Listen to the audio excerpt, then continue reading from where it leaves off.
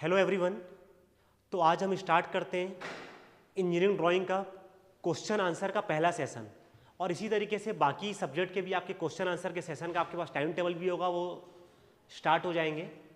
तो आज engineering drawing के क्वेश्चन आंसर का पहला सेशन है, और आज जो मैं डिस्कस करूँगा, जो मैंने चैप्टर नंबर 1 और 2 आपके सिलेबस का पढ़ाया है, उससे रिलेटेड क्वेश्चन आंसर आज अपन सॉल्व करेंगे। तो आप लोग मेरे साथ सॉल्व करते जाना, कोई डाउट रहेगा आप पूछ लेंगे। तो स्टार्ट करते हैं। Question number 1, hidden lines are drawn as. Hidden line कैसे ड्रॉ की जाती है? इसके 4 ऑप्शन है: dashed narrow line, dashed wide line, long dashed dotted narrow line, long dashed dotted wide line. तो आंसर करिए कौन सा आएगा एबीसीडी में से। मैंने डिफरेंट टाइप्स की लाइन आपको पढ़ाई थी इंजीनियरिंग ड्राइंग में, अलग अलग तरीके की लाइन अलग अलग तरीके से ड्रॉ की जाती है। ये आपका फर्स्ट क्वेश्चन है, आप देख पा रहे होंगे।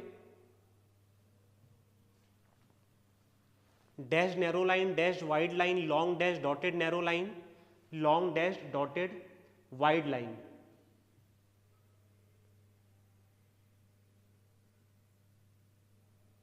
कोई आंसर कर पा रहा है?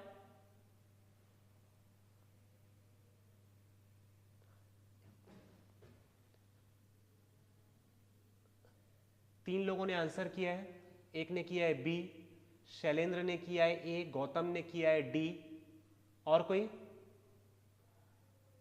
देखो ये चीजें आपको याद रखनी पड़ेगी कि कौन सी चीजें किस लाइन से ड्रॉ की जाती है। प्रकाश ने आंसर किया है बी,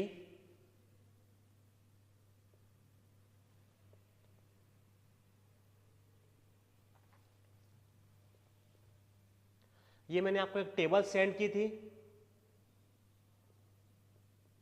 तो इसका आंसर है डैश नैरो लाइन। मैंने आपको बताया था कोई जो हिडन लाइंस रहती है,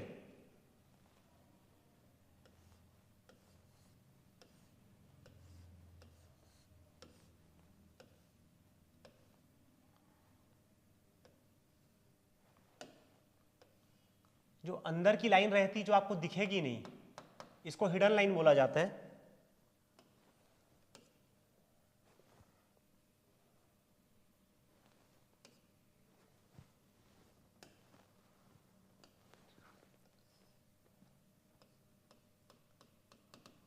तो ये लाइंस की जो टेबल है उस पर अवेलेबल है ये चीजें।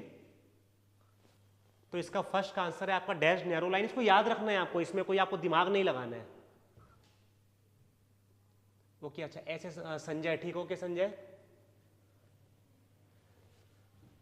तो ये मैंने अच्छे से आपको बताया, लाइन वाले चैप्टर में एक मैंने टेबल भी दिखाई थी, उस पर ये आंसर थे आपके, ठीक है। तो इसको याद रखना है आपको, इसमें दिमाग लगाने की चीजें नहीं है, ध्यान रखना पड़ेगा आपको। Line composed of closely evenly spaced short dashes.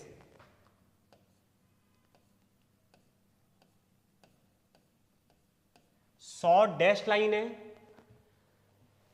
Closely evenly spaced मतलब डिस्टेंस बराबर है। तो इसके फिर 4 ऑप्शन है: visible edges, hidden edges, hatching, pitch circle. कोई आंसर कर पाएगा? शॉर्ट डैश लाइन है, बताओ। एक आंसर आया है गौतम का, शैलेंद्र ने भी आंसर किया है बी, गौतम ने भी आंसर किया है बी, रितेश ने आंसर किया है सी, शिवम ने आंसर किया है बी। वेरी गुड, आंसर होगा बी। देखो विजिबल लाइन तो कंटिन्यूअस लाइन रहती है, हैचिंग लाइन भी आपकी ऐसी हैचिंग होती है, मैंने आपको बताया था, ये हैचिंग लाइन होती है, ये डैश तो होती नहीं। और pitch circle line chain line बनती है, मतलब आपके पास आंसर में सिर्फ हिडन एजेस लाइन आएगी। तो बहुत लोगों ने सही आंसर किया है। Next, centre line are draws as continuous narrow line, dashed narrow line, long dashed dotted narrow line, long dashed double dotted narrow line. Answer करिए। ये सब कुछ मैंने आपको बताया है पढ़ाते समय, वीडियोस में सब कुछ अवेलेबल है, नोट्स में भी सब अवेलेबल है।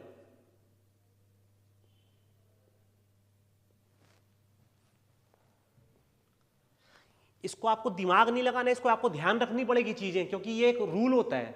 इंजीनियरिंग ड्राइंग का एक रूल है कि कौन सी लाइन कैसे ड्रॉ की जाती है, तो उसकी टेबल्स है, तो उसके हिसाब से आपको ध्यान रखना पड़ेगा।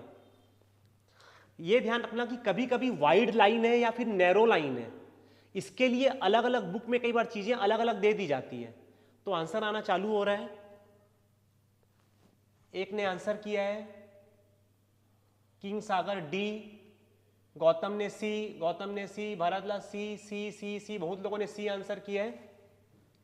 Long dashed dotted narrow line, centre line सही आंसर है। कैसे बनती है? एक आता है, फिर एक डॉट, फिर एक डैश, फिर डॉट, फिर डैश, फिर डॉट, डबल डॉट नहीं आता। कंटिन्यूअस नैरो लाइन मतलब, कंटिन्यूअस लाइन मतलब कहीं पर भी ब्रेक नहीं हो रही, कंटिन्यूअस लाइन। सेंटर लाइन तो ऐसी बनती नहीं है। डैश्ड नैरो लाइन, ये तो हिडन लाइन है। तो डैश डॉट डैश डॉट, तो ये आपको ध्यान रखना है, इसमें कोई लॉजिक नहीं है। ओके, तो बहुत सारे स्टूडेंट ने सही आंसर किया। प्रीति, भरत, रितेश, दिव्या, प्रकाश, बहुत सारे लोगों ने आंसर किया। अच्छी बात है, आप आंसर कर रहे हैं, अच्छी बात है। ठीक है, ये टेबल में आपका सब आंसर अवेलेबल है, मैंने डिस्कस पहले कर चुका हूं। Long dashed dotted narrow line is used to represent, कोई बता सकता है?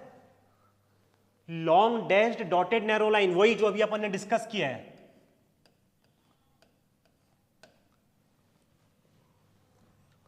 मैं कलर चेंज करके दिखता हूं ताकि आपको देखने में आसानी रहे। Long dash dotted narrow line,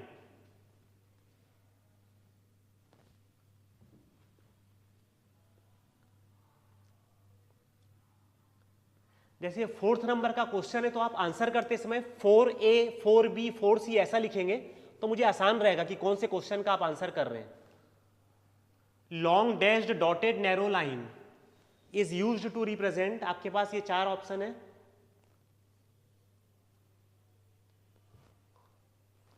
answer B B B B, और मैं फिर बोल रहा हूं कि आप 4A 4B 4C 4D ऐसा करके आंसर करिए।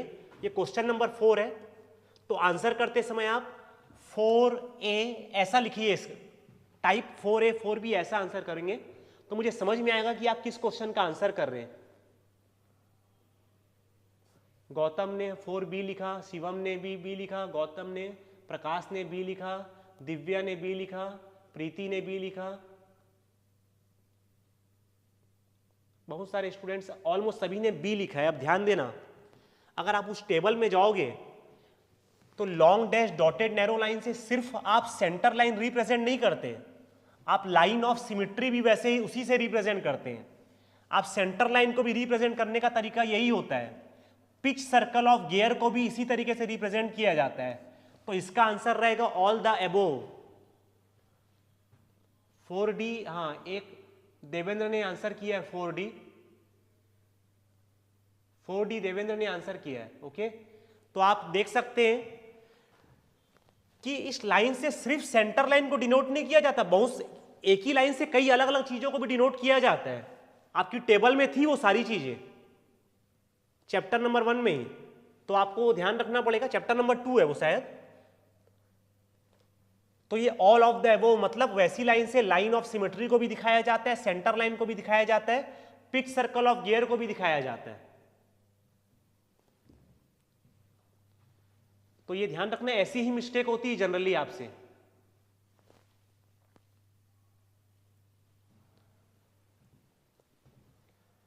When visible outlines, hidden outlines, projection lines and center lines overlap, the recommended sequence of priority is, कोई बता सकते हैं क्या?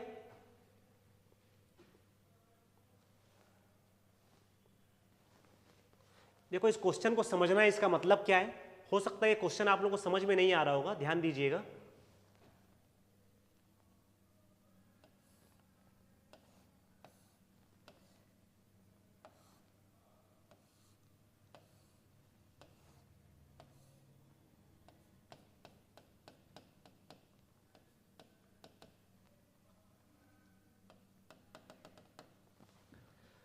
ये विजिबल आउटलाइन है, ये आपकी हिडन लाइन है।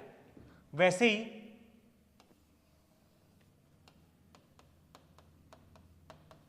ऐसी सेंटर लाइन होती है, ठीक है। अब सपोज कोई दो लाइन ओवरलैप कर रही है या डिफरेंट लाइंस ओवरलैप कर रही हैं, अगर अलग अलग डिफरेंट लाइंस, इसमें किसी ने आंसर किया क्या 5 का? किसी ने आंसर नहीं किया 5 का? ये नोट्स में है वैसे, इसमें जो आपके पास गए होंगे 5 का ए, 5 का बी और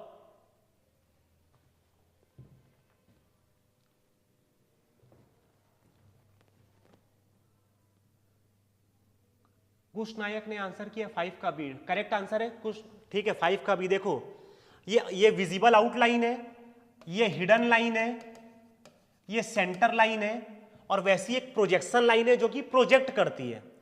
तो अगर ये लाइन आपस में ओवरलैप कर रही है तो कौन सी लाइन को प्रेफरेंस दिया जाता है ड्रॉ करते समय? कौन सी लाइन को प्रेफरेंस दिया जाता है? तो पहले प्रेफरेंस दिया जाता है विजिबल आउटलाइन, उसके बाद प्रिफर्ड की जाती है हिडन लाइन, उसके बाद प्रिफर्ड की जाती है सेंटर लाइन, उसके बाद प्रिफर्ड की जाती है प्रोजेक्शन लाइन। तो 1 2 4 3 आंसर नंबर बी। फिर ध्यान से समझ लीजिए, अलग अलग टाइप की लाइन होती है। अगर कोई दो लाइन ओवरलैप कर रही है, ये सपोज एक लाइन है और इसी के साथ कोई लाइन, इसके सामने एक लाइन है जो कि कंटिन्यूअस लाइन है, एक पीछे हिडन लाइन है या सामने हिडन लाइन है, पीछे कंटिन्यूअस लाइन है या सेंटर लाइन। तो अगर कोई लाइन आपस में ओवरलैप कर रही है तो किसको प्रेफरेंस दिया जाता है? तो इस सीक्वेंस में प्रेफरेंस दिया जाता है। ये भी नोट्स में अवेलेबल है, मैंने पढ़ाते समय डिस्कस भी किया है। और प्रीति ने भी सही आंसर किया है, रितेश ने भी आंसर, कुश ने भी सही आंसर किया है, बहुत से स्टूडेंट ने सही आंसर किया है। ओके, ये है सारी चीजें नोट्स में हैं, मैंने डिस्कस भी किया है उस समय। The length to height ratio of a closed filled arrowhead is, देखो arrowhead मैंने बताया था आपको, ये closed filled नहीं है। फिर क्या होता है, इसकी फिलिंग कर देंगे तो ये closed filled है। एक एरो बताया था जिसके दोनों के बीच का एंगल 90 डिग्री होता है, एक एरो का एंगल 30 डिग्री होता है। ऐसे मैंने एरो बताए थे, एक ऐसा ऐड किया जाता है तो डिफरेंट टाइप के एरोज बनते हैं। तो इसमें यह बोला है कि जो क्लोज फील्ड एरो है उसकी लेंथ टू हाइट, मतलब ये लेंथ है और ये इसकी हाइट है, इसका रेशियो क्या होता है?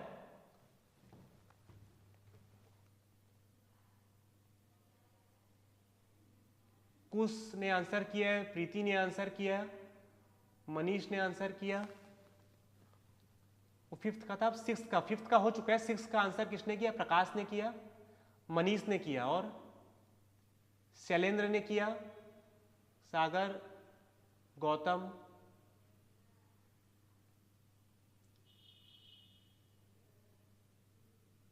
राजेश्वर, दिव्या, ठीक है, बहुत सारे स्टूडेंट ने आंसर किया। मैंने इसको पढ़ाते समय स्पेशल बताया भी था कि ये चीजें पूछी जाती है एग्जाम में। बहुत सारे स्टूडेंट आंसर कर रहे हैं। ऋषभ ने भी किया, शेर सिंह ने आंसर किया, कुश ने आंसर किया, प्रियंका ने आंसर किया। ध्यान दीजिएगा, इसकी जो ये लेंथ है और इसकी हाइट जो है उसका रेशियो होता है 3:1। मैं पहले बता चुका हूं कि अगर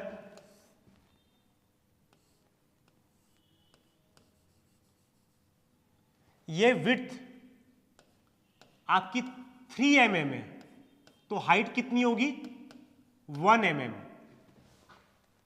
तो लेंथ टू हाइट रेशियो 3:1 है।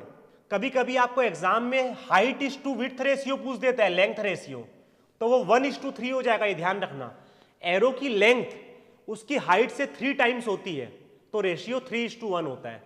और भी बहुत से स्टूडेंट ने सही आंसर किया है। देवेंद्र ने भी आंसर किया है, ऋषभ है, कुछ लोगों ने अपना नाम शॉर्ट में लिखा है शायद, तो नाम मतलब क्लियर नहीं है। Okay, lettering are used for writing within title block, dimension value, notes on drawing, all of this.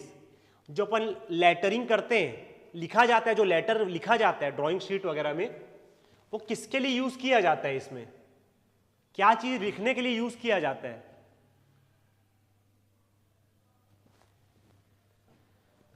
ये क्या होती है?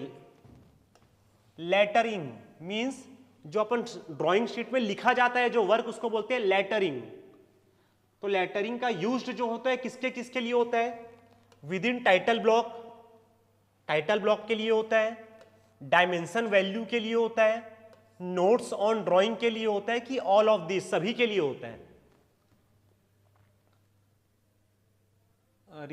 रितेश रावत, गौतम साव 7A, शैलेंद्र, कुश नायक, ऋषभ दुबे, देवेंद्र, गौतम साव, बहुत लोग आंसर कर रहे हैं।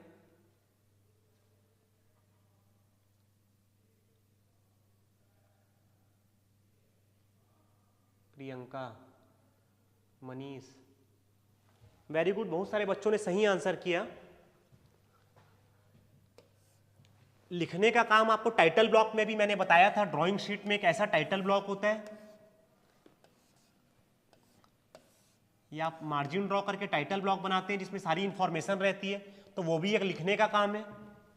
डायमेंशन वैल्यू मतलब मान लो कोई लाइन की लेंथ, ये ए बी लाइन है, इसकी लेंथ 6 सेंटीमीटर है, तो अपन लिखते हैं ना ऐसा, डायमेंशनिंग की जाती है कि नहीं की जाती है? डायमेंशनिंग की जाती है। मान लो ये 6 है, तो ये डायमेंशन वैल्यू हो गई, तो इसको भी तो लिखा जाता है, तो इसको भी तो लेटरिंग ही बोला जाता है। तो टाइटल ब्लॉक में लिख रहे हैं, चाहे आप डायमेंशन वैल्यू लिख रहे हैं, चाहे कोई नोट्स लिखा जा रहा है ड्राइंग में, जैसे all dimension in millimetre, centimetre, तो इन सब के लिए आप क्या कर, लेटरिंग वर्ड ही करते हैं आप, लिखने का काम इन सब के लिए होता है। तो ऑल ऑफ दीज,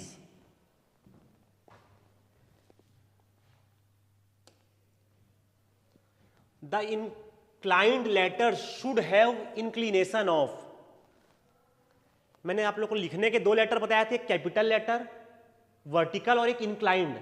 ओके, तो इन जो इंक्लाइंड लेटर होते हैं कितने डिग्री इंक्लाइंड होते हैं और किस तरफ इंक्लाइंड होते हैं, मैं जब इसको पढ़ा रहा था तो भी मैंने आपको बताया था उस वीडियो में कि इससे क्वेश्चन कई बार पूछे जाते हैं। बताइए,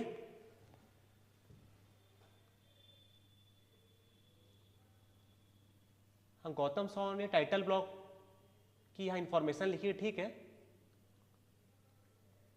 8th का आंसर किन किन लोगों ने दिया है? गौतम ने आंसर किया है, ऋषभ ने आंसर किया है,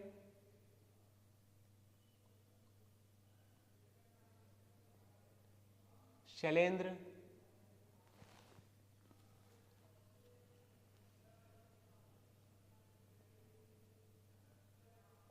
कुश, देवेंद्र, देखो बहुत सारे लोगों ने आंसर किया है।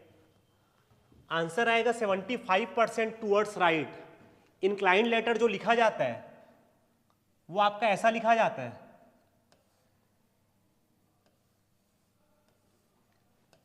मतलब ये राइट साइड इंक्लाइंड रहता है 75 डिग्री, इसको ऐसा नहीं लिखा जाता, ऐसा नहीं लिखा जाता।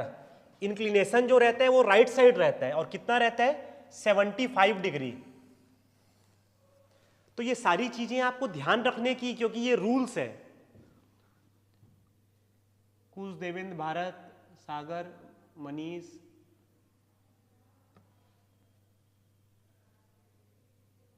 ऐसे बहुत सारे लोगों ने आंसर किया है, ठीक है। 75 डिग्री टूवर्ड्स राइट, ये रूल्स होते हैं, आपको ये ध्यान रखने पड़ेंगे, ध्यान रखना। ओके, जो आपके सिलेबस का चैप्टर नंबर 1 और 2 है। प्रीति ने आंसर किया, प्रियंका ने आंसर किया, ठीक है। ये रूल्स होते हैं, तो इसमें आपको दिमाग ज्यादा नहीं लगाना है, आपको इसको याद ही रखना पड़ेगा, ये ध्यान रखेंगे सभी students. Okay, the line connecting a view to note is called,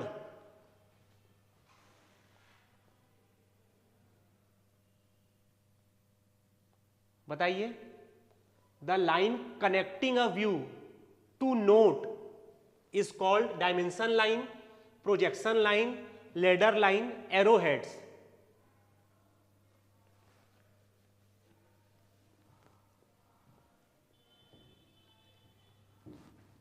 ninth number, कोई आंसर किया क्या? ये आपको क्वेश्चन समझ में आया? The line connecting a view to note, एक लाइन कनेक्टिंग रहती है एक व्यू से टू नोट, कुछ लिखने के लिए काम आती है। अब कुछ ध्यान आ रहा है आपको कौन सी लाइन है वो? आंसर आ रहा है, गौतम ने आंसर किया, शैलेंद्र ने आंसर किया, राजशेखर ने आंसर किया, तीनों ने करेक्ट आंसर किया लेडर लाइन। प्रकाश 9 भी नहीं आएगा, शेखर डी नहीं है, उसके लिए लेडर लाइन है। ये जो लाइन कनेक्टेड रहती है ऐसी लाइन को अपन क्या बोलते हैं? Leader line. Okay Ritesh, Rishabh, ठीक है। आपको यह ध्यान रखना है एग्जाम में एक ही चांस में आपको सही लगाना है, आंसर करेक्ट लगाना है। अभी तो मैं डिस्कस कर रहा हूं, तो अब आपका सही गलत को भी आप प्रॉपर सुधारने का मौका है।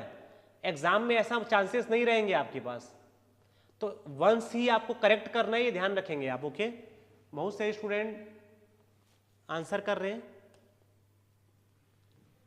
Which type of line is a part of dimension?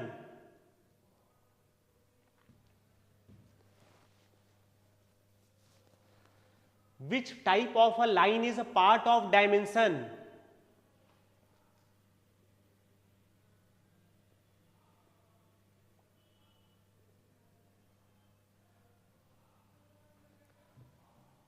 Dimension करते समय इसमें से कौन सी लाइन उसका एक पार्ट होती है, बताओ। Which type of a line is part of dimension? जब आप डायमेंशनिंग करते हैं, डायमेंशनिंग किसको बोलते हैं? मान लो ये एक लाइन है ए बी, इसकी डायमेंशनिंग कैसे की जाती है? यहां से एक लाइन ड्रॉ की जाती है, यहां से एक लाइन ड्रॉ की जाती है,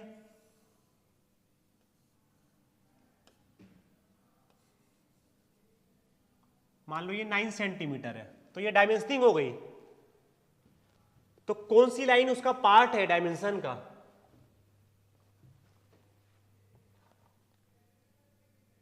टेंथ बी, बी, दिव्या ने बोला ए, शैलेंद्र ने बी बी बी, ठीक है, बहुत सारे लोग सही बता रहे हैं। जो एक्सटेंशन लाइन होती है, ये एक्सटेंशन लाइन वो एक पार्ट है इसका, किसका? डायमेंशन करने का। ओके ये एक्सटेंशन लाइन है। बाकी जो लाइन है सेंट्रोइडल लाइन, उसको तो डायमेंशनिंग के लिए यूज नहीं करते आप। कटिंग प्लेन लाइन उसको भी आप यूज नहीं करते, लाइन ऑफ सिमेट्री को भी यूज नहीं करते। तो ये जो है इस गिवन में से करेक्ट आंसर है ये। अगर मान लो इसमें ये ना देके डायमेंशन लाइन लिखा रहता तो फिर वो करेक्ट आंसर होता। तो आंसर बहुत सारे होते हैं अलग अलग, मतलब किसी एक क्वेश्चन के अलग अलग आंसर होते हैं, लेकिन अपने को जो गिवन होते हैं उसमें से चूज करना पड़ता है। देवेंद्र, शेखर, ऋषभ, बहुत सारे लोगों ने रिप्लाई सही किया, करेक्ट किया है, ठीक है। The two recommended system of placing the dimensions are, कौन कौन से दो सिस्टम होते हैं recommended system? Unidirectional and aligned, vertical and inclined. Unidirectional and inclined, vertical, एकदम आसान है।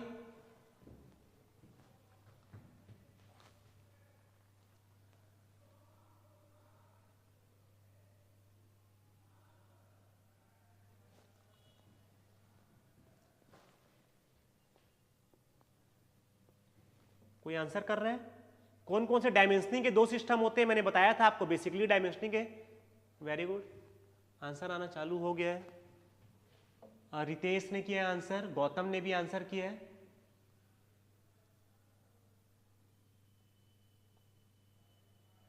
राजशेखर ने आंसर किया, सागर, गौतम, शैलेंद्र, सभी ने करेक्ट आंसर किया है। दो टाइप के सिस्टम होते हैं, यूनिडायरेक्शनल एंड अलाइंड सिस्टम। आपने ध्यान होगा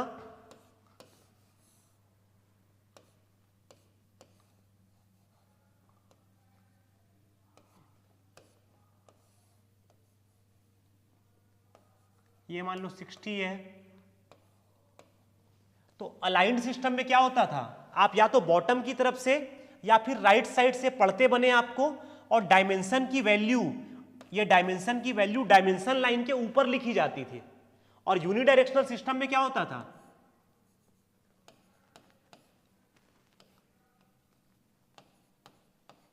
ऐसे ब्रेक करके लिखी जाती थी ताकि एक ही डायरेक्शन से पढ़ते जब बन जाए। तो ये यूनिडायरेक्शनल होता है, ये अलाइंड सिस्टम होता है। सभी ने सही आंसर किया है। In the aligned system the dimension values are placed. अब भी मैंने बताया इसके पहले, क्या है इसका आंसर बताओ। In the aligned system the dimension value are placed, 12th का आंसर बोलो।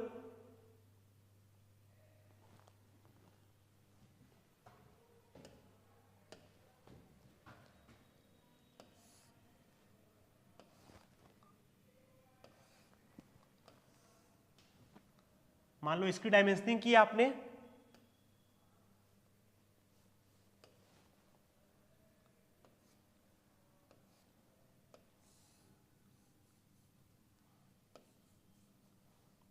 और इसकी भी डायमेंशनिंग की। किसी ने आंसर किया क्या 12th का? शैलेंद्र, सागर, राजशेखर, कुश नायक, ऋषभ, हाँ सभी ने सही आंसर किया है। जो डायमेंशन वैल्यू पुट की जाती है, मान लो ये 50 है और ये 60 है, तो ये डायमेंशन लाइन है और ये डायमेंशन वैल्यू है। तो डायमेंशन वैल्यू जो होती है अबोव डायमेंशन लाइन, मतलब डायमेंशन लाइन के ऊपर लिखी जाती है। मैं फिर से बोल रहा हूं, ये सारी रूल्स वाली चीजें हैं, ऐसा ही होता है इसमें, ये रूल बनाए गए हैं ड्राइंग के लिए, तो ये आपको ध्यान रखने पड़ेंगे। आपको ये कैलकुलेशन नहीं कर रहे हो आप कुछ, okay. Which of the following is not a specified method for arranging dimension. देखो बेसिकली 2 टाइप के डायमेंशन सिस्टम होते हैं जो आपने पढ़ा, एक यूनिडायरेक्शनल, एक अलाइंड। अब जब बहुत सारी डायमेंशनिंग करनी रहती है एक ही डायग्राम में, तो डायमेंशन को कैसे अरेंज किया जाता है उसके हिसाब से भी डिफरेंट टाइप्स होते हैं। तो ऐसी कौन सा इसमें सिस्टम है जो स्पेसिफाइड नहीं है, जो कि मतलब नहीं होता है यूज, या जो कोई डायमेंशन का एक सिस्टम ही नहीं है? इसमें से ऐसा कौन सा सिस्टम है जो कोई डायमेंशन का सिस्टम है ही नहीं? ये सब मैंने आपको नोट्स में भी है और पढ़ाते समय पढ़ाया भी है।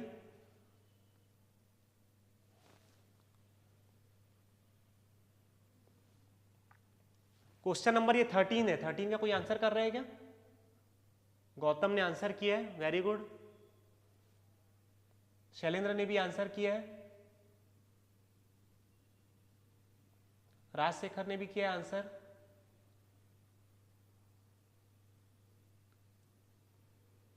सागर ने किया आंसर। देखो मैंने जो आपको जो वीडियो मेरा अच्छे से अगर आपने देखे होंगे तो ये सारे क्वेश्चन में आपको कोई डाउट ही नहीं आएगा। ऋषभ दुबे और खुश नायक, मैंने सब कुछ वीडियो में भी, ये नोट्स में भी अवेलेबल है सारी चीजें। 13 का बी, परपेंडिकुलर डायमेंशनिंग, ऐसा कोई सिस्टम ही नहीं होता जनरल, ऐसा कोई सिस्टम नहीं है। पैरेलल डायमेंशनिंग होती है, कंटिन्यूअस डायमेंशनिंग होती है, कोऑर्डिनेट डायमेंशनिंग होती है, परपेंडिकुलर डायमेंशनिंग कोई नहीं होता। तो इसको ध्यान से पढ़ना, नॉट अ स्पेसिफाइड मेथड। कौन सा मेथड स्पेसिफाइड नहीं? परपेंडिकुलर डायमेंशनिंग टाइप का कुछ नहीं होता। शेर सिंह, कुछ बहुत सारे लोगों ने सही आंसर किया। When dimensions are aligned such that an arrowhead of one dimension touches tip to tip the arrowhead of the adjacent dimension, मतलब जैसे एक डायमेंशन ऐसा हुआ, फिर दूसरा, फिर तीसरा, मतलब टिप से, एरोहेड की टिप से टिप मैच करते हुए डायमेंशनिंग हो रही है। तो ऐसी कौन सी डायमेंशनिंग होती है 14th में?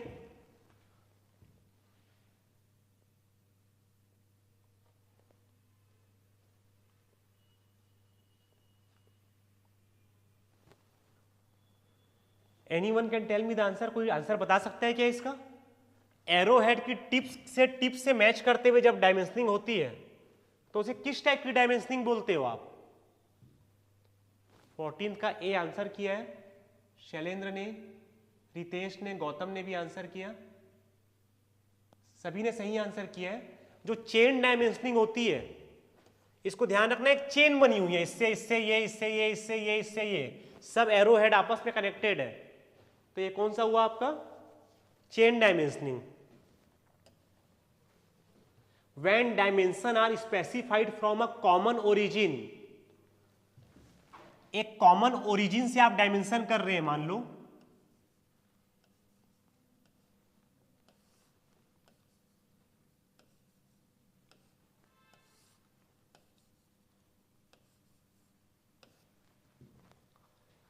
And placed parallel to one another, एक कॉमन और सभी आपस में पैरेलल है, तो ये कौन सी डायमेंशनिंग होती है, chain parallel super imposed coordinate. 15th का आंसर करें प्रीति, रितेश, गौतम,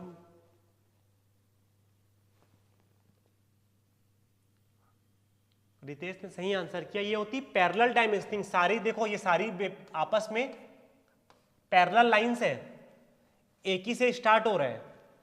जो सुपर इम्पोज्ड होता है रनिंग डायमेंशन वो वैसा होता है, एक डॉट आता है फिर डॉट आता है, ये ध्यान रखना, सुपर इम्पोज्ड में ऐसा आता है, वो डॉट से रहता है वो, और ये पैरेलल डायमेंशनिंग है। ओके, कुछ ने भी आंसर किया है।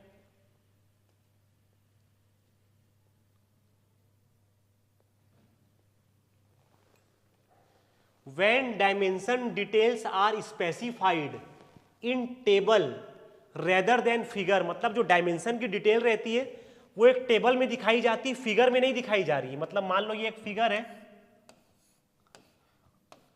तो इसको डायमेंशन करके उसकी डिटेल यहां पर नहीं दिखाई जा रही है, एक टेबल में दिखाई जा रही है, तो ऐसी डायमेंशनिंग को क्या बोलते हैं। 16 का आंसर करिए।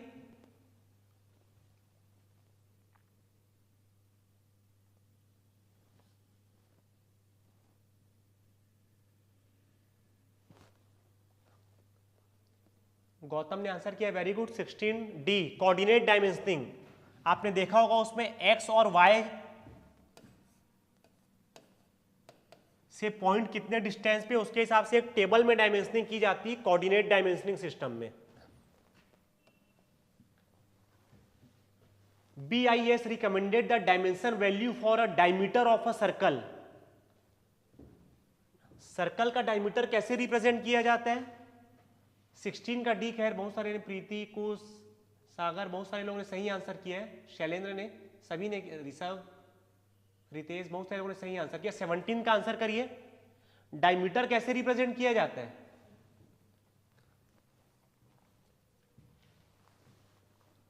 डायमीटर को कैसे रिप्रेजेंट किया जाता है। मान लो किसी सर्कल का डायमीटर है 50, तो इसको कैसे लिखा जाएगा। रितेश ने आंसर किया है ए, वेरी गुड। इसका आंसर है ए। क्या लिखा जाता है, प्रीसीडेड बाय द सिंबल, मतलब 550 ऐसा लिखा जाता है, 55 नहीं लिखा जाता। तो इसका आंसर है ए, प्रीसीडेड बाय द सिंबल 5। 50 को इसके इधर रहेगा, प्रीसीडेड रहेगा, ठीक है।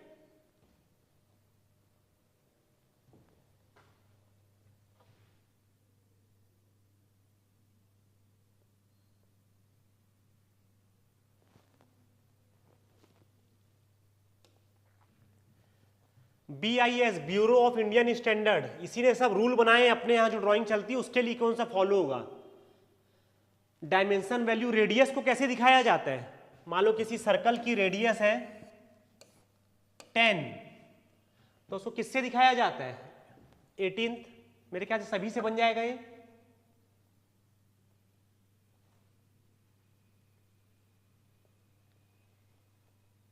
अनिमेश ने आंसर किया है ए, ठीक है। ए इसका आंसर है, रेडियस को आर से दिखाया जाता है। और भी बहुत से स्टूडेंट आंसर कर रहे हैं, करेक्ट आंसर है rounded interior corner is called, rounded interior corner.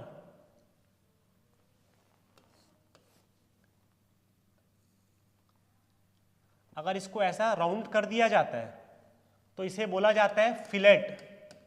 ये शायद आप लोग को ध्यान होगा या नहीं होगा, इसलिए मैंने बता दिया है फिलेट। राउंडेड इंटीरियर कॉर्नर को बोला जाता है फिलेट। आंसर है इसका सी।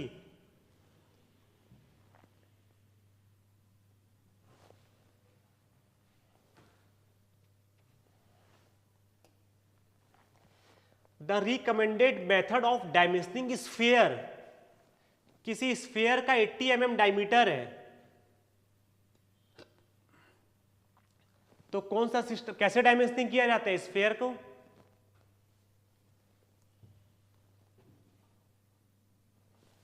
ट्वेंटी का बताओ। एक स्फीयर है, स्फीयर समझते हैं ना, फुटबॉल बॉल, ये शेप कैसे रहता है? स्फीयर का शेप है। तो जैसे आपको जब डायमीटर दिखा रहे थे सर्कल का तो 5 से दिखाते थे, सर्कल की रेडियस r से। तो जब आप स्फीयर का डायमीटर दिखाते हैं, कि स्फीयर का डायमीटर 19th के सारे ऑप्शन समझा दीजिए। एक मिनट, एक डाउट आया है। हाँ, ये जैसे ये हुआ आपका फिलेट, इसको ये यहां से अगर आप कट कर रहे हैं इसको, ये लाइन, ये चैम्फरिंग हो जाती है। जब आउटर कॉर्नर आप उसको राउंड करते हैं तो उसे राउंड बोला जाता है। इंटीरियर कॉर्नर के लिए अपन बोलते हैं उसको फिलेट, आउटर कॉर्नर के लिए बोला जाता है राउंड। और जब उसको ऐसा शार्प कर दिया जाता है तो ये होता है आपका चैम्फर। और जो काउंटर सिंक है उसके लिए मेरे को आपको इमेज दिखानी पड़ेगी, आपको ऐसे काउंटर सिंक क्लियर नहीं होगा। बाकी 3 मैंने क्लियर कर दिया 19th का, जिसने डाउट पूछा था। ओके, 20 का आंसर डी, ठीक है। बहुत सारे लोगों ने आंसर किया, ठीक है। Square diameter 580, okay. 20 D answer correct है। Sphere 580। The dimension in the diameter of the two section of a cone to the distance between them is called। देखो कोन क्या होता है?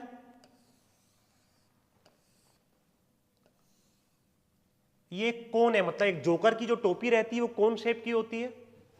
तो मान लो इसका एक सेक्शन ये वाला है और मान लो दूसरा सेक्शन यहां कहीं पर है, तो ये जो डायमेंशन कम हो रहा है इसका, the difference in the diameter, यहां डायमीटर ज्यादा है, यहां डायमीटर कम है, तो the difference in the diameter of the two section of a cone to the distance between them. मतलब मान लो ये डिस्टेंस है आपकी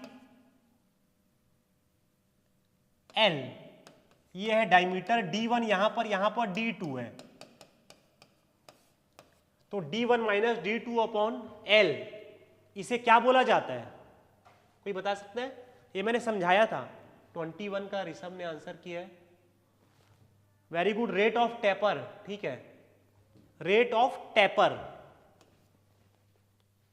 कितना टेपर हो रहा है वो आके, ऐसा मतलब कितना स्लिंक हो जा रहा है, that is rate of taper. Okay, आप सभी ने इंजीनियरिंग या डिप्लोमा किया है तो आप टेपर टर्निंग जानते होंगे। टेपर टर्निंग लेथ में एक ऑपरेशन होता था, तो उससे भी आप क्लियर हो सकता है ये, ठीक है।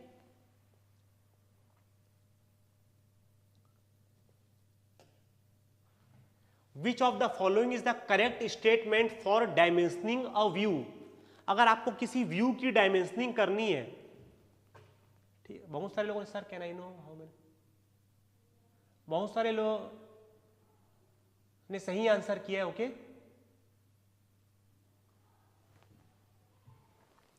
Which of the following is the correct statement for dimensioning a view.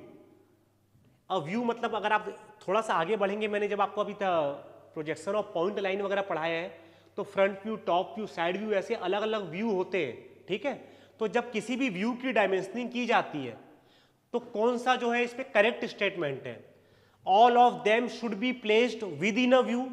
सारी डायमेंशनिंग एक ही व्यू में करनी चाहिए आपको, सारी डायमेंशनिंग आपको एक ही व्यू में कर देनी चाहिए, या फिर all of them should be placed closed two parts being dimension.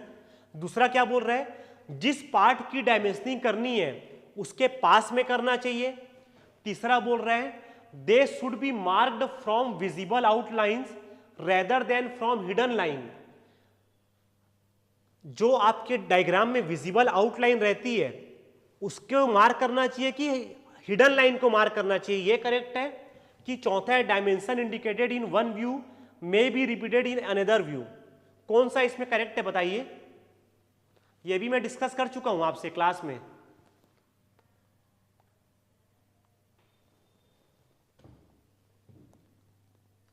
Shailendra सी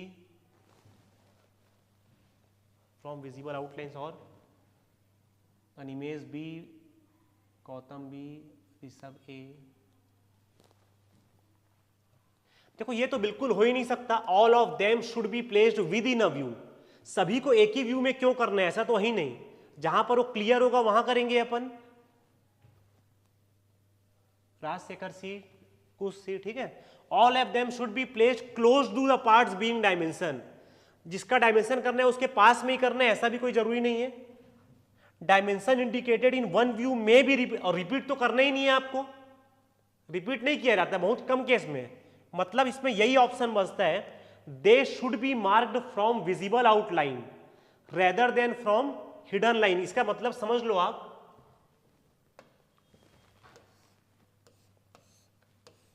ये मान लो कहीं पर हिडन लाइन है, तो डायमेंशनिंग करते समय हिडन लाइन को नहीं यूज किया जाता। डायमेंशनिंग करते समय ये विजिबल आउटलाइन को यूज किया जाता है, हिडन लाइन को यूज नहीं किया जाता। ओके, ये उसके सारे सॉल्यूशन है, जो जो मैंने उसमें था ऑप्शन, उसमें मैंने सब में टिक भी लगाए हैं। फिर भी अगर आपको कोई डाउट होगा तो उसके सॉल्यूशन है ये स्लाइड भी मैं आपको पहुंच जाएगी आप तक। नेक्स्ट है, which of the following is bulletin is the recent publication bureau of Indian standard contains code for practice. अच्छा, अभी रिसेंट में जो कोड ऑफ प्रैक्टिस यूज हो रही है, ब्यूरो ऑफ इंडियन स्टैंडर्ड जो यूज करने बोल रहे हैं, एक मिनट, 22 का बी क्यों गलत है, एक मिनट,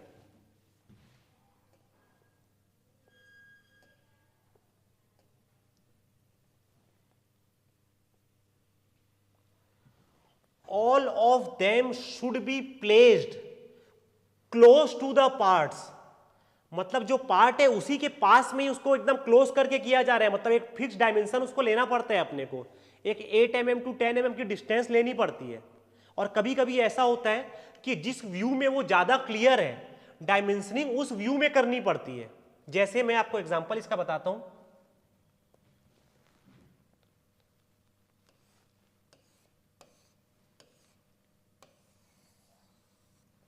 ये मान लो एक सिलेंडर है, सिलेंडर ऐसा रखा हुआ है, फ्रंट व्यू से देखने पर आपको ये रेक्टेंगल दिखेगा और टॉप व्यू से देखने पर सर्कल दिखेगा।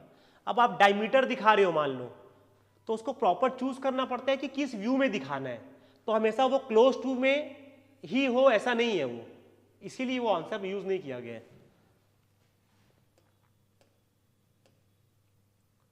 23 का कोई किसी ने आंसर किया क्या? 23 का नहीं किया, बी, ठीक है।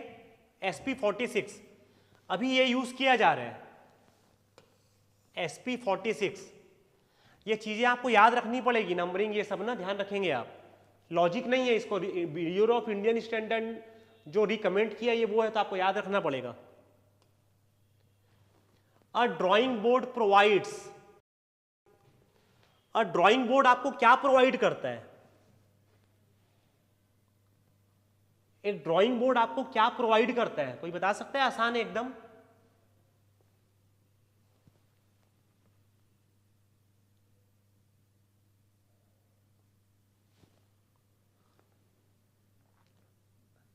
कुछ ने बोला है बैटन्स। बेटे बैटन्स ना उसके पीछे पोर्शन में लगा रहता है ड्राइंग बोर्ड के सपोर्ट करने के लिए, लेकिन एक ड्रॉयर को जो ड्रॉ कर रहा है उसको ड्राइंग बोर्ड क्या प्रोवाइड करता है? गौतम ने फिर सी बोला, रितेश ने भी सी बोला, ठीक है। फ्लैट सरफेस, ध्यान देना, बाकी चीजें ड्राइंग बोर्ड में लगी हुई रहती है, लेकिन जब हम ड्राइंग बना रहे हैं तो हमें ड्राइंग बोर्ड क्या प्रोवाइड कर रहा है? वो हमें एक फ्लैट सरफेस प्रोवाइड कर रहा है। बाकी जो चीजें हैं वो ड्राइंग बोर्ड का पार्ट है, बाकी सारी चीजें ड्राइंग बोर्ड का पार्ट है, लेकिन ड्राइंग बोर्ड क्या प्रोवाइड करता है? क्यों ड्राइंग बोर्ड में ड्राइंग की बनाई जाती है? क्योंकि ड्राइंग शीट को उसके ऊपर आप फिक्स रखो तो उसकी फ्लैट सरफेस रहती है। क्लियर है? प्रीति, प्रकाश, मनीष, प्रियंका, ठीक है सभी ने, कुछ, सागर, दीपक, ठीक है सभी ने, ठीक है आंसर ठीक किया। A device which combines the function of T square. एक ऐसा टी स्क्वेयर बताया था मैंने, सेट स्क्वेयर बताया था मैंने आपको, ठीक है, प्रोट्रैक्टर एंड स्केल। तो वो कौन सी डिवाइस है जिससे इन चारों का काम आप कर सकते हो? प्रोट्रैक्टर और स्केल, इन चारों का काम किसी कौन सी एक डिवाइस से किया जा सकता है? इन चारों का वर्क कौन सी ऐसी डिवाइस है जिससे चारों का वर्क यूज कर सकते हो आप? रितेश, गौतम, ठीक है सब।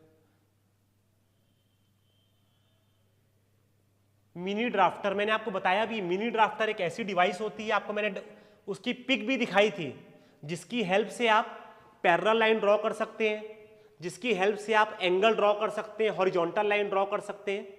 तो वो है आंसर आपका mini drafter. A drafter helps in drawing. Drafter क्या क्या करता है? Parallel and perpendicular line draw करता है, कॉन्सेंट्रिक सर्कल ड्रॉ करता है, स्मूथ कर्व ड्रॉ करता है, कि सभी चीजें ड्रॉ कर लेता है? बताइए।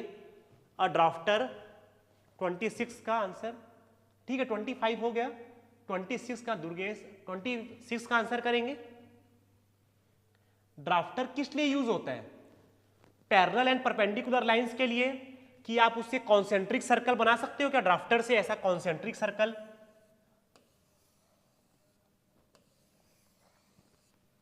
कि स्मूथ कर्व बना लोगे, कि सभी चीज कर सकते हो ड्राफ्टर से? कोई बता सकते हैं? आंसर करना चालू करो। गौतम ने किया, रितेश ने किया, अनिमेश ने किया, प्रियंका ने किया, राजशेखर, सागर, शैलेंद्र, बहुत सारे लोगों ने आंसर किया, सही आंसर किया। पैरेलल एंड परपेंडिकुलर लाइंस जो ड्राफ्टर होता है उससे मैंने आपको बताया था, आपको ध्यान आ रहा होगा, ऐसी दो स्केल रहती है ड्राफ्टर में, यहां पर ऐसा वो रहता है, फिर इसके साथ उसके दो वो लगे रहते हैं लोहे वाले पार्ट।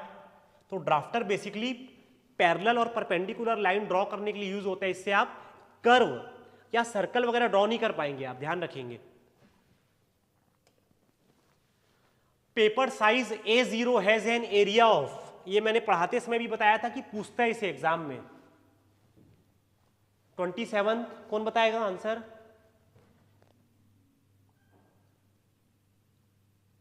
कीर्ति, कुश, प्रीति, कमर, 26, अनिमेश 26 हो गया बच्चों। 27 स्टूडेंट्स 26 का हो गया, 27 का आंसर कीजिए। Paper size A0 has an area of, Gautam का आंसर आया है।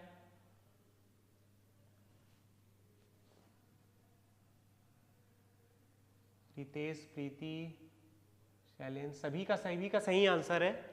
A0 जो सीट रहती है उसका एरिया कितना रहता है?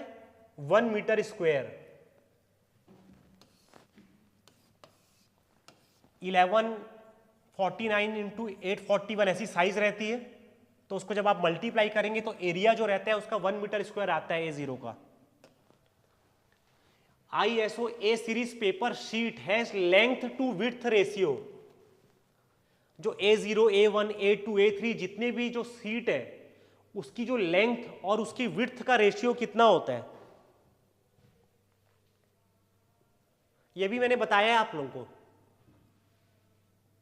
दुर्गेश, मनीष, कमर, 28 का आंसर कीजिए।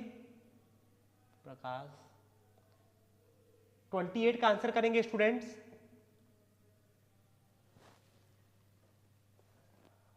आपकी जो ड्राइंग शीट रहती है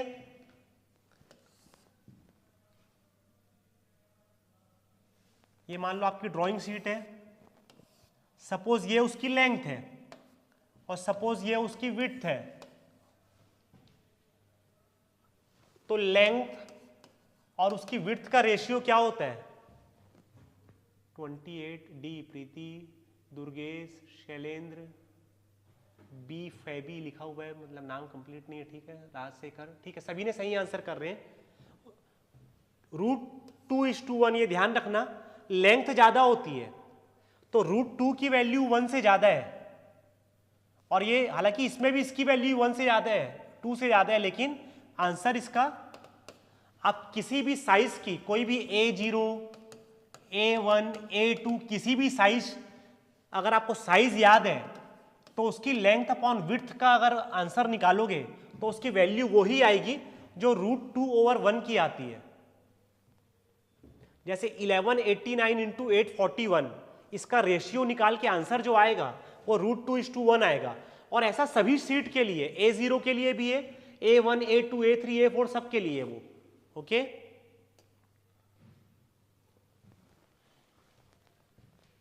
in the engineering system of paper size, which of the following is A2?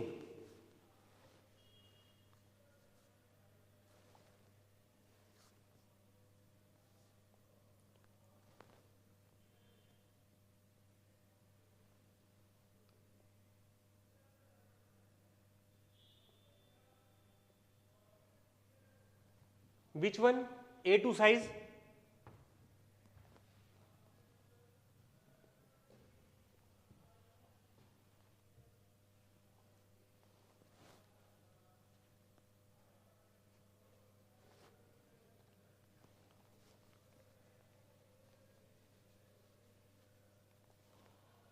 $29 C। आपको ये याद रखना पड़ेगा, A0 A1 A2 साइज आपको याद रखनी पड़ेगी। और इसके याद रखने का मैंने तरीका बताया था। बड़ा डायमेंशन लेंथ है, छोटा डायमेंशन विड्थ है, तो अगले के लिए आप लेंथ को हाफ करते हो तो वो विड्थ हो जाती है, और जो इसकी विड्थ होती है वो लेंथ हो जाती है।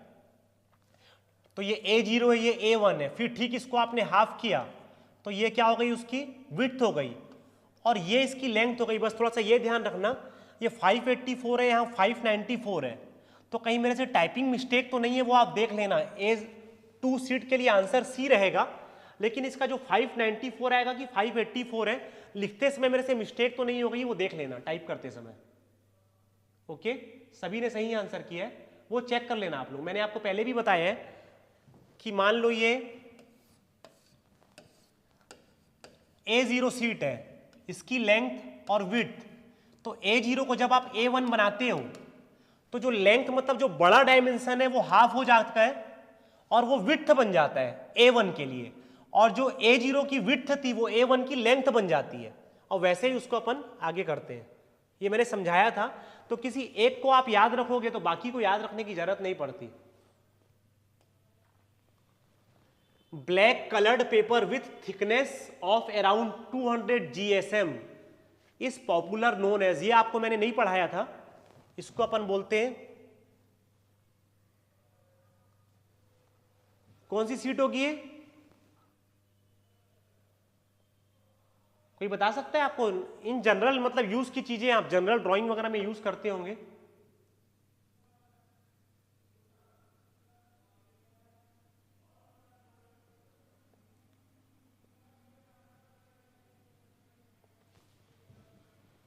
थर्टी का आंसर बोलो।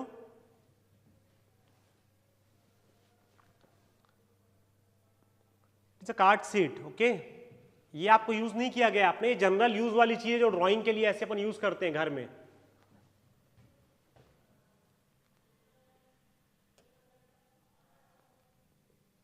Which of the following pencil lead is the hardest, ये मैंने आपको पढ़ाते समय भी बोला था, इसको ध्यान रखना है। इन चारों में सबसे हार्ड लीड किसकी रहती है? हार्ड लीड किसकी रहती है? 31 का आंसर कीजिए, 31 का आंसर कीजिए।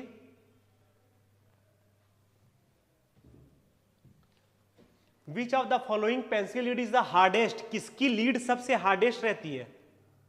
31, HB, HB, F। आंसर आ रहे हैं क्या? 31 का रितेश ने आंसर किया है B। Okay, good. इन चारों में H सबसे हार्ड रहती, मैंने आपको बताया था कि ये HB है, तो जैसे ही आप H1, H2, सॉरी H1 बोल रहा हूं मैं, H, 2H, 3H, 4H बढ़ेंगे तो हार्डनेस बढ़ती है। B, 1B, 2B इधर बढ़ेंगे आप तो उसकी डार्कनेस बढ़ती है, और जो F होता है वो फर्म साइज है, और जो एच बी होता है वो इंटरमीडिएट है। ओके, तो इन चारों में एच सबसे हार्ड है, एच से ध्यान रखना, एच फॉर हार्ड। ओके, तो सभी ने ऑलमोस्ट सही आंसर किया है। कॉनिकल पॉइंटेड पेंसिल टिप, मैंने आपको बताया था कि जब पेंसिल को आप शार्प करते हैं तो उसको शार्प करने का अलग अलग तरीका होता है। जो जनरल आप शार्पनर से शार्प करते हैं तो वो कौन टाइप की शार्प होती है, जो जनरल आप यूज करते हो कौन टाइप की शार्पनेस होती है? तो कोनिकल पॉइंटेड मतलब ऐसी शार्प होती है जो पेंसिल, ये कोनिकल पॉइंटेड है। वो किसके लिए यूज करते हो आप?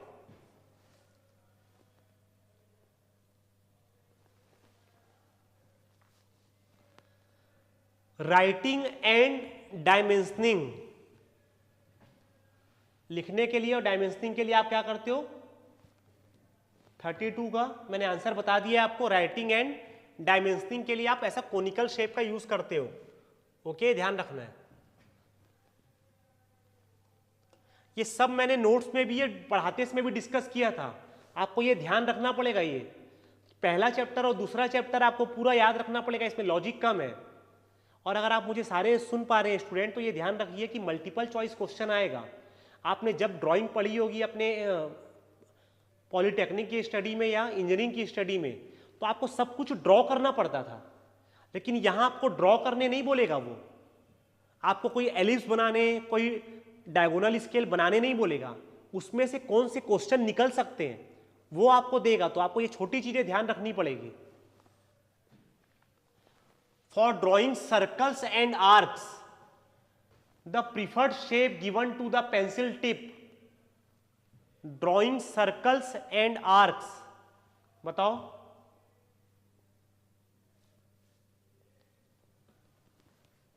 Cylindrical, conical, chiselled, bevelled.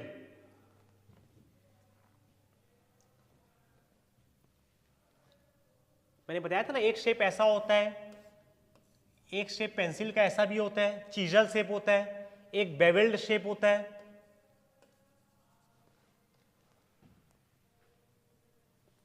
तो आपका लिखने के लिए और डायमेंशनिंग के लिए कोनिकल यूज करते हैं, मैंने उसमें भी बताया है आपको। फिर आप जब कोई लाइन ड्रॉ करते हैं तो उसका चीजल्ड वाला यूज करते हैं, चीजल्ड। और जब आप सर्कल और आर्क ड्रॉ करते हैं तो बेवेल्ड यूज करते हैं। ओके, इसका आंसर सभी ने, एक ने सही दिया है, हाँ ठीक है। इसमें आंसर है भी, कंटेंट, ये मैं आपको फिर बोल रहा हूं, ये चीजें आपको ध्यान रखनी पड़ेगी। नोट्स में है भी ये चीजें, और मैंने पढ़ाते समय भी आपको बताया है कि लिखते समय या डायमेंशनिंग करते समय आप जनरली कोनिकल यूज करते हैं। जो चीजल्ड शेप होता है वो जब आप लाइन वगैरह ड्रॉ करते हैं तो जनरली चीजल्ड यूज होता है, और जब आप सर्कल आर्क वगैरह ड्रॉ करते हैं तो बेवेल्ड यूज करते हैं। इन अ कंपास, कंपास मतलब समझते हो, राउंडर, जिसको आप बचपन में प्रकार भी बोलते हो, हिंदी में बोलते थे प्रकार, जिससे सर्कल ड्रॉ करते थे। तो उसको लेंथनिंग बार किसके लिए यूज होता है, मैंने आपको डिस्कस किया था अच्छे से। कंपास भी अलग अलग टाइप के आते हैं, एक छोटे आते हैं, एक बड़ा कंपास आता है जिसमें लेंथनिंग बार लगा लेते हैं आप। और क्यों लगाते हैं, कोई बता सकता है answer? 34।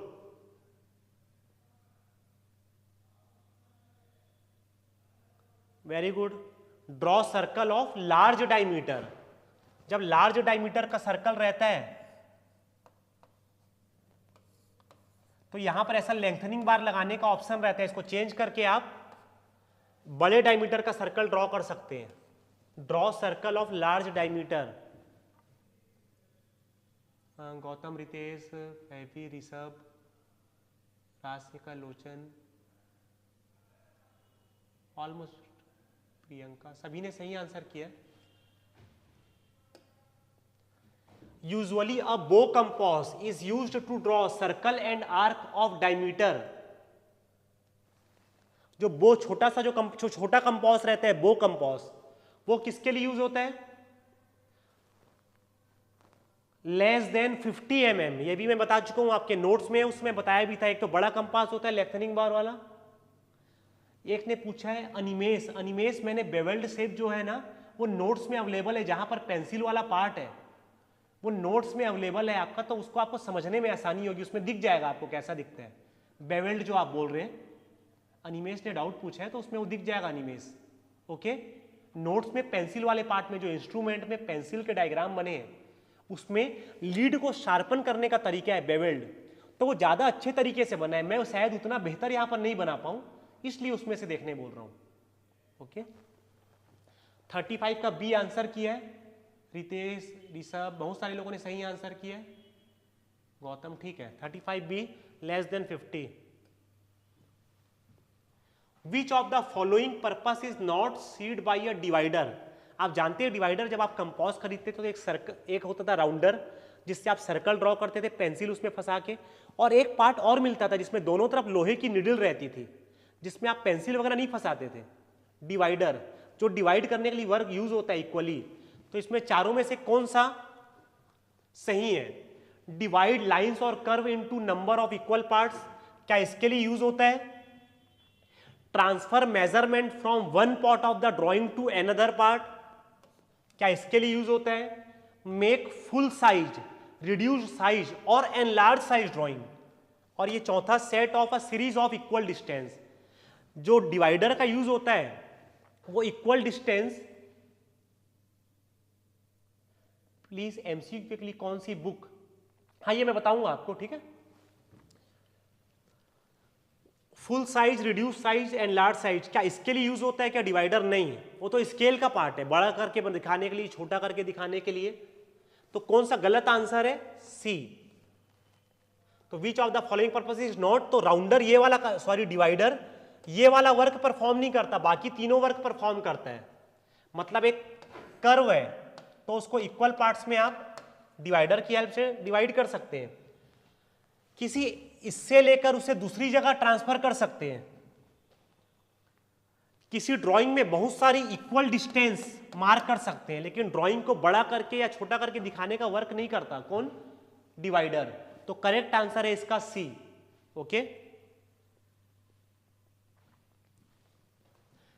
To lay off an angle from a given line, एक गिवन लाइन से एक एंगल है आपको मेजर करना है या ड्रॉ करना है मान लो। What marks on the protractor should you align for a higher accuracy? देखो ये आपका एक प्रोट्रैक्टर होता है जिसमें एक सेंटर मार्क होता है, एक 0 होता है, एक 180 होता है। अब एक गिवन लाइन से आपको कोई एक एंगल बनाना है या मेजर करना है, तो अच्छी एक्यूरेसी के लिए आप क्या करते हो? इस लाइन में आप किसको रखते हो अच्छी एक्यूरेसी के लिए? सिर्फ सेंटर मार्क और 0 मार्क को रखते हो, कि सिर्फ 0 और 180 को रखते हो, कि 0, 180 और सेंटर तीनों मार्क्स को रखते हो, कि 0, 90 और 180 को रखते हो? सबको पता होगा प्रोटेक्टर आपने बचपन से यूज किया है 37 का।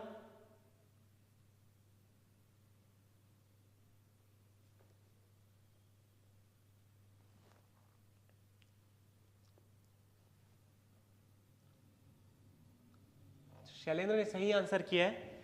0, 180 और सेंटर, इन तीनों मार्क को आप अलाइन करवाते हो इस लाइन पे, जो भी लाइन से आपको एंगल बनाना होता है। आप बचपन से यूज कर रहे हो प्रोटेक्टर, ठीक है। कमर ने भी सही आंसर किया, गौतम, राजशेखर, ऋषभ, ठीक। कुछ रूलर्स आर यूज्ड, रूलर मतलब समझते हो आप? एक रोलर स्केल अलग होती है, रूलर मतलब सिंपल एक स्केल आपकी, जो सिंपल स्केल, तो सिंपल स्केल जो आप खरीदते हो मार्केट से वो भी रहती है, और एक इस टाइप की शेप की भी स्केल आती है आपकी।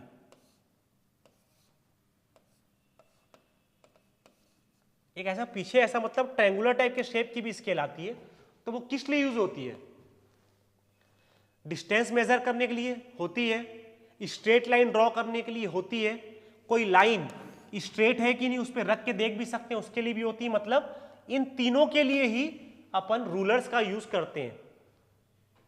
तो ruler is a type of scale, okay, जिसका पर्पस ये तीनों सॉल्व होता है उसका, ठीक है। टू ड्रॉ स्मूथ कर्व, मैंने आपको बताया था, मान लो ये पॉइंट है, इसको ज्वाइन करते हुए एक स्मूथ कर्व ड्रॉ करना है, तो कौन सा इंस्ट्रूमेंट यूज होता है, कोई बता पाएगा? 39 का, 39th में आ गए अपन, 38 प्रकाश, ऋषभ, शैलेंद्र, प्रीति, फैबी, ठीक है 38 हो गया है students. You can seen in the board 39th questions, 39 number question, to draw smooth curve, smooth curve draw करने के लिए रितेश ने आंसर किया, ठीक है। French curve, okay. French curve मैंने बताया था कि डिफरेंट कर्व का सेट होता है, प्रीति ने भी आंसर किया है और राजेश, लोचन ने भी आंसर किया है, सागर ने, ठीक है, ठीक है, सभी का आंसर ठीक है। स्मूथ कर्व ड्रॉ करने के लिए मार्केट में एक कर्व अवेलेबल होते हैं, 3-4 का सेट होता है जिसे फ्रेंच कर्व बोला जाता है, okay. Set square can draw lines with the precision inclined with the horizontal at an angle in, जो सेट स्क्वायर होता है आपने जानते हो, मैंने बताया था आपको,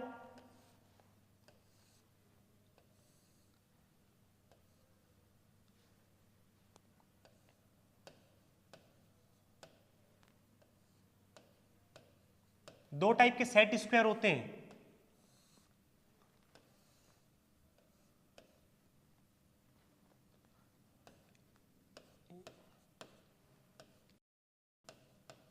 एक होता है 45 डिग्री सेट स्क्वायर और दूसरा होता है 30 डिग्री 60 डिग्री सेट स्क्वायर।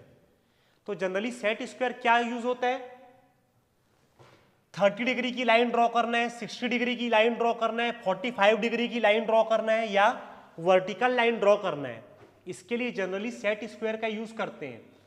तो अब इसमें बोला हुआ है कि set square can draw line with precision inclined with the horizontal at an angle in multiples of, सभी सही आंसर कर रहे हैं इसमें, ठीक है, Rishabh, Gautam,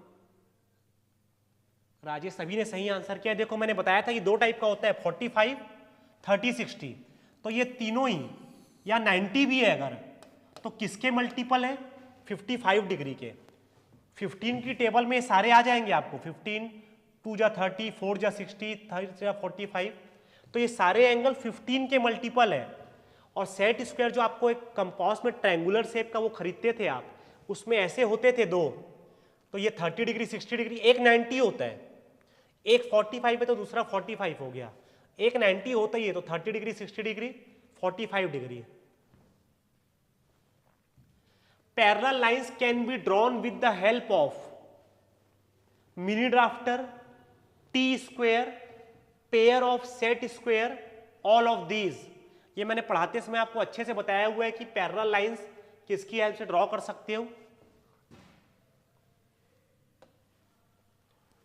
the border of a drawing sheet does not contain,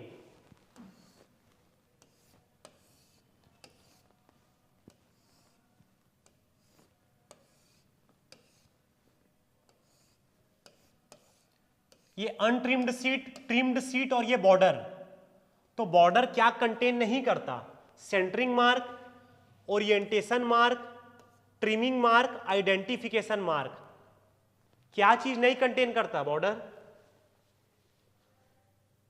that is the identification mark. 42D, 42 में आ गए स्टूडेंट्स अपन। मैंने जब आपको ड्राइंग शीट का लेआउट पढ़ाया था, उसको आप अच्छे से ध्यान देंगे तो इसका आपको आंसर मिल जाएगा। सेंटरिंग मार्क होता है, ओरिएंटेशन मार्क होता है, ट्रिमिंग मार्क, आइडेंटिफिकेशन मार्क को आप कंप्लेन नहीं करते उसमें, ओके। Trimming marks are used as an aid to, trimming mark किसके लिए यूज होता है,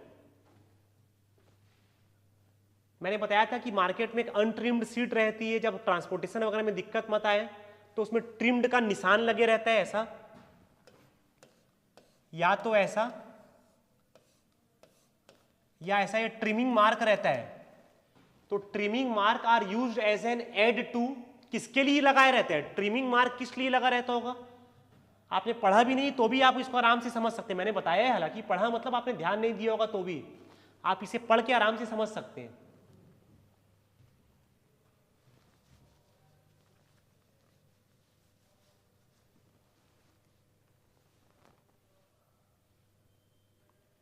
ट्रिम द अनट्रिम्ड सीट, ठीक है, सही आंसर कर रहे हैं सभी ने, ठीक है ठीक है। इसके आंसर इसमें है भी, grid reference on a drawing sheet provide following information. जो ग्रिड रेफरेंस रहते हैं मतलब जिसमें सेंटरिंग मार्क, ओरिएंटेशन मार्क और ABCD लिखे रहते हैं, न्यूमरल्स लिखे रहते हैं। सीट लेआउट को अगर आप अच्छे से पढ़े होंगे तो इसका आंसर आप कर देंगे।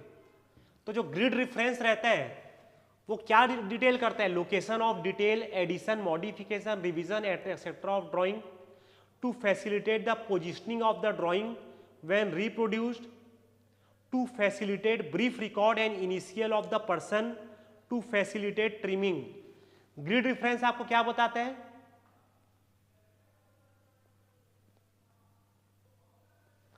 ग्रिड रेफरेंस में ये सारी चीजें होती है, location of detail, addition, modifications, revision etcetera of drawing, ये सारी ग्रिड रेफरेंस में होती है।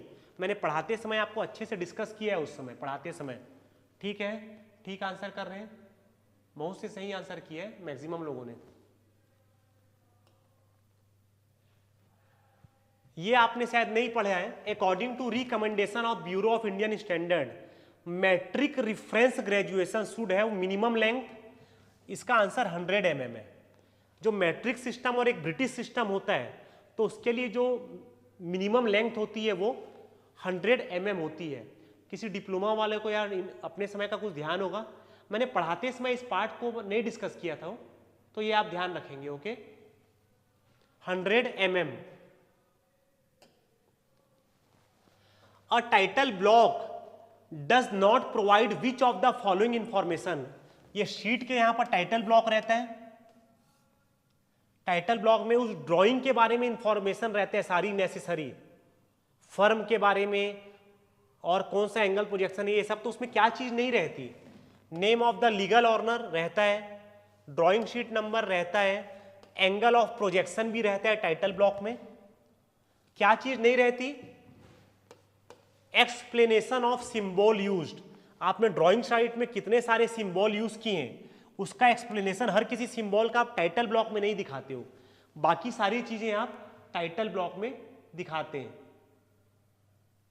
सर 44 का बी क्यों नहीं है, एक minute,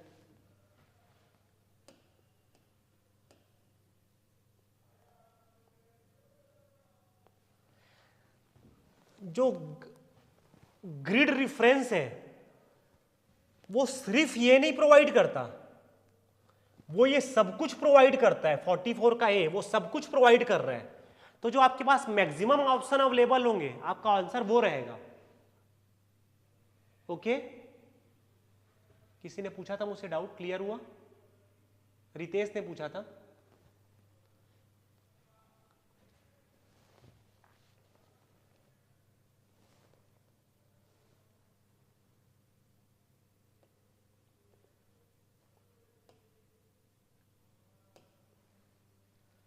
Which of the following is preferred containing the statement all dimensions are in millimeter unless otherwise specified? Which of the following is preferred containing the statements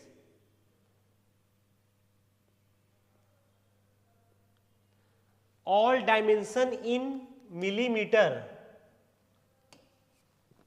ये कहां लिखा हुआ रहता है, ये क्वेश्चन मैं आपके लिए छोड़ रहा हूं 47th वाला,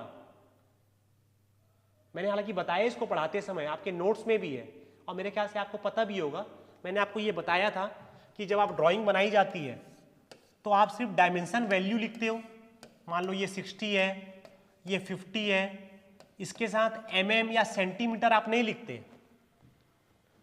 और उसको ड्राइंग शीट में एक जगह लिख देते हो ऑल डायमेंशन इन mm या सेंटीमीटर, जो भी जनरली mm यूज किया जाता है। तो वो जो लिखा जाता है क्या वो फ्रेम एंड बॉर्डर में लिखा जाता है, क्या वो टाइटल ब्लॉक में लिखा जाता है, क्या वो आइटम लिस्ट में लिखा जाता है, क्या वो रिवीजन टेबल में लिखा जाता है? तो थोड़ा सा दिमाग लगाओगे आप तो इसको बहुत आसानी से आपको पता होगा। ये मैंने उसमें बताया भी था बहुत अच्छे से। 47 का बहुत सारे लोग सही आंसर कर रहे हैं, कुछ लोगों ने मिस्टेक भी है, कुछ सही। ये मैं आपके लिए छोड़ रहा हूँ ये क्वेश्चन को, नोट्स एक बार पढ़ना ताकि फिर आप ढूंढ लेना इसको जाके, ठीक है। है एकदम आसान। The space for text on A drawing sheet does not provide the following information. The space मतलब आपके ड्राइंग शीट में स्पेस रहती है लिखने के लिए, अलग से स्पेस रहती है, उसमें किस चीज की इंफॉर्मेशन प्रोवाइड नहीं की जाती। Name of the company, title of the drawing, explanation of special symbol, instruction related to material surface treatment, reference made of supplementary drawing and other documents. तो स्पेस फॉर टेक्स्ट रहता है जो, उसमें किसकी information नहीं दिखाई जाती। देखो फर्स्ट जो आंसर ए है वो सेपरेट टाइटल बॉक्स रहता है, तो टाइटल बॉक्स में ए की रिफरेंस दिखाई जाती है, बाकी आप किस में दिखाते हो, स्पेस वाले पार्ट में। क्लियर और नॉट? तो आंसर आपका क्या आ जाएगा इसका, ए। आंसर क्या आएगा उसका, बाकी सारे इंस्ट्रक्शन उसमें दिखाने के लिए अलग से स्पेस लिखी जाती है, लेकिन जो name of the company, title of the drawing, इसके लिए एक अलग से स्पेस होती है जिसे टाइटल ब्लॉक बोला जाता है, और बाकी जो लिखने की स्पेस रहती है उसमें बाकी ये वर्क किए जाते हैं। तो जो स्पेस फॉर टेक्स्ट है मतलब लिखने के लिए, वो BCD वाले वर्क उसमें किए जाते हैं, और टाइटल ब्लॉक के लिए अलग से नाम है टाइटल ब्लॉक, उसमें बाकी इंफॉर्मेशन रहती है। तो 48 आंसर आपका ए है, ध्यान रखेंगे। Revision tables on a drawing sheet provide the following information: details of revision, dated initial of person, dated all of the above।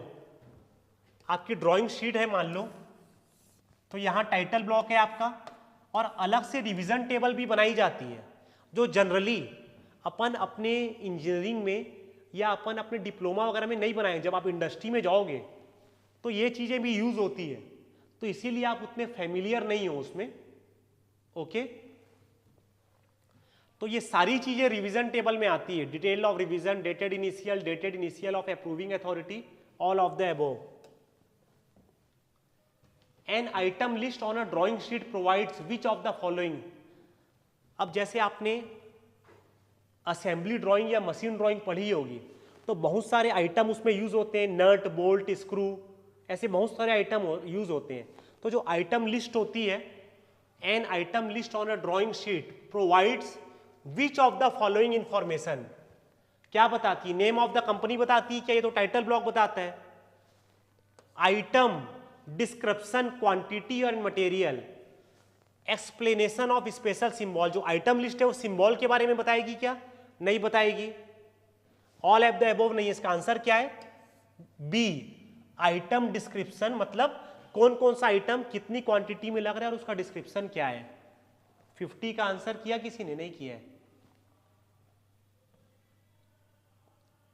49 का आंसर डी बहुत लोग कर रहे थे, हाँ ठीक था वो। 50 का आंसर किसी ने किया क्या। आइटम लिस्ट में आपको फिर से बता रहा हूं, मान लो आपके बोल्ट यूज हुआ, स्क्रू यूज हुआ, वॉशर यूज हुआ, तो एक आइटम लिस्ट बनाई जाती है जिसमें कौन सा कितने पीस यूज हुआ उसका डिटेल लिखी जाती है। तो वो किस में आ रहा है, item description, quantity and material. तो आइटम लिस्ट में ये सारी चीजें आती है जो बी में आपको लिखा हुआ है। Number of orientation mark generally contained by a drawing sheet. ऐसा ओरिएंटेशन मार्क होता था, मैंने बताया था आपको। तो जनरली 2 ओरिएंटेशन मार्क होता है, ये आपको ध्यान रखना है क्योंकि ये रूल्स हैं, मैं बार बार बोल रहा हूं। 2 ओरिएंटेशन मार्क होता है, ड्राइंग शीट के ओरिएंटेशन के लिए यूज होता है। जब आप वीडियो देखेंगे ये वाले चैप्टर का, ड्राइंग शीट के बारे में जब मैंने बताया था, तो वो सारी चीजें उसमें बताई थी मैंने, आपके पास नोट्स में भी वो है अवेलेबल। तो 2 आपके, what should appear on the top position. आप ड्राइंग शीट को फोल्ड करते हो, आप जब भी आप ड्राइंग शीट को फोल्ड करेंगे तो टॉप में क्या रहना चाहिए। जब भी आप ड्राइंग शीट को फोल्ड करते हैं तो टॉप में क्या होना चाहिए, हमेशा टाइटल ब्लॉक टॉप में आना चाहिए। ड्राइंग शीट को आप 2 तरीके से फोल्ड करते हैं, एक उसको फाइलिंग करने के लिए और एक कैबिनेट मेथड से। तो आप जिस भी तरीके से फाइलिंग करो, फोल्ड करो उसे, हमेशा टॉप में टाइटल ब्लॉक रहता है, क्योंकि टाइटल ब्लॉक पूरी नेसेसरी इंफॉर्मेशन आपको उसके बारे में देता है। ओके, ये आपका सॉल्यूशन है।